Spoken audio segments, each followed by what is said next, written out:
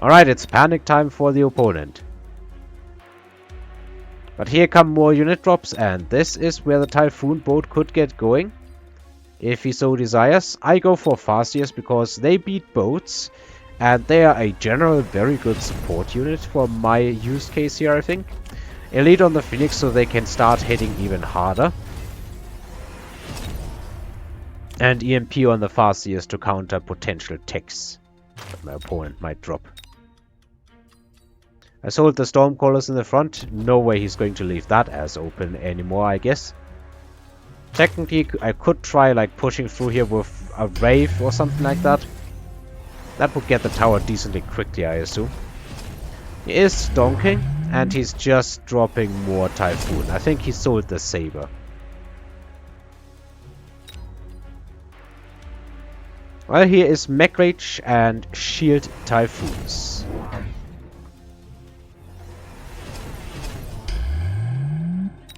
I think I just dropped some additional, some additional Mustangs. I was for sure the boats were coming, if I'm not mistaken. I was for sure expecting that. But alas, that is not what happened. Now these Typhoon shields, they are 10,000 right now per level. That is not what Typhoon shields after the patch are. After the patch they are only at 8,000 if memory serves. So right now this is a board that would be more in my favor, I think. It does still look like it's in my favor, but that is only until the tower falls. The Typhoons with Mech Rage are actually able to deal with that fairly quickly. Not many Phoenixes left after the Typhoons are done with them. It looks like all of my army is just going to get wiped out from right to left. That is entirely the wrong way.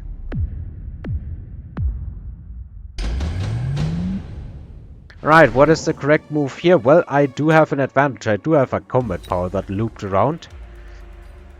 I decide to skip. Maybe I should have picked up efficient giant maintenance and started putting down fortresses left, right and center. Or maybe even melters to bust through the shields in record time. And then have the leveled Mustangs wipe out all of these Typhoons or something like that. I think he also skipped. And I decide that the best plan of action is to break through this tower. Sandworm and Wasp combo. Honestly, I think I would have liked, in retrospect, to get a Wraith more than Wasps, to be perfectly honest.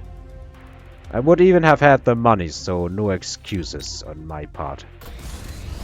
Meanwhile, as far as I can tell, he's going into EMP Storms. And I decide to try and drop that combo here and go through. The Wasps get anti-air. I'm not even sure. Oh yeah, that's probably to beat these Wasps here. And I'm basically putting it all on that tower snipe in assistance with the mobile, the mobile beacon as well. But also with the orbital javelin. He sold the melter here because he was probably expecting me to just put that here again. And he throws down oil. And here it turns out that I suck with orbital javelin. Even though I'm several hundred hours in the game, I miss. I missed the second Typhoon, that is. Not entirely, but I missed. My Wasps died, though the Mustangs kinda take up the job they would have done. It ends up being not enough to get the tower before my entire main army gets wiped out. Now this is a very dirty and slow fight here, but the Typhoon levels and shields provide so much durability that at the end of the day, as the second tower falls, I basically have no more army left, and this is enough even to deal with a level 2 Sandworm. My trump card failed. That is the sad truth here. Once again, unit reinforcement, he's being offered the overlords again. They're like being real persistent that you do play the current meta. Please, I insist. I do have a Wraith offered here now. Honestly, in retrospect, I probably should have chosen the Scorpions. But I'm putting it all on this once again. He is now playing the Overlord card. I mean, he's been offered it so many times now, and he even had like improved Overlords at the start. Yeah, I mean, it was like 3 pointers this entire game. Do that, do that. I'm trying something interesting here. Maybe, just maybe, I can keep these Mustangs behind the tower, have the tower tank, and then everything here will get shot at while it's shooting at a tower with almost 250,000 health. My opponent does the sensible thing, drops a melting point, even makes it level 2 here. And with EMP storms, with typhoons, with chaff, with wasps, with the melter, and that arclight for good measure, I don't see how anything really is breaking through here quickly. I do get some wasps. Technically, I probably could have even combated these wasps and won. I decided to drop the shield here to further reinforce that, but things are looking awful. Well, will they be as awful as I assume? He drops... okay, armor here. Well, that's not gonna do much against the Farseers if we even get to that stage. I have some crawlers here that eat the missile. Unfortunately, these also got missiled here. And you can see that all of my hopes and dreams are dying.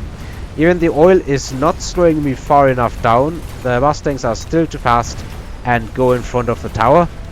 And so it ends. It ends in a colossal failure with less than 300 HP on the part of my opponent.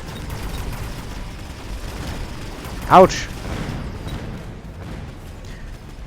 And I can tell you exactly what it came down to. Among many other things that other people probably would have spotted. Usually I go and redo the last round. Here especially I want to go and redo round 8. Because I messed up the javelin. There's just no actual way around it.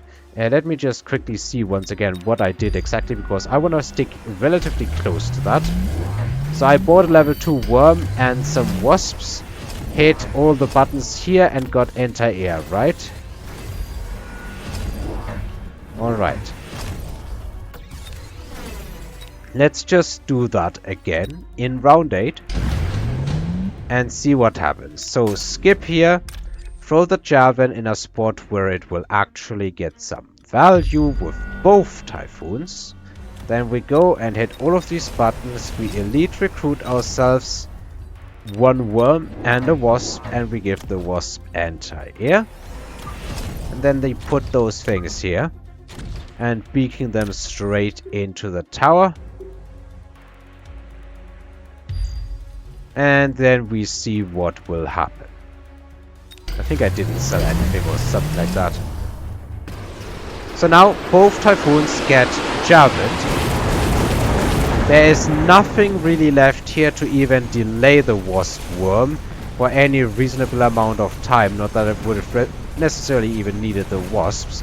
Meanwhile, this side is still holding. Tower is falling. And all of a sudden it is a really, really one-sided Mustang bullets down everything, along with Phoenix DPS being insane kind of deal. Second tower fell to some crawlers that got through and probably replicated a bit. The worm dives upwards. Emerges? I think emerges, correct. And all of a sudden we're dealing way more than enough damage to the opponent. All of that because I messed up the orbital javelin. So, ladies and gentlemen, if you ever needed any excuse to play other people's replays or to go into the unit tester or anything like that, go practice your orbitals, because they can be the big difference between winning and losing in a match like this. My plan, I think, was solid and sound, but the execution that I had was just not enough. And then I messed up the final round, but that's an entirely different story. Anyway, thanks for watching and listening. Be sure to place your orbitals correctly, and I hope to see you next time again. Until then.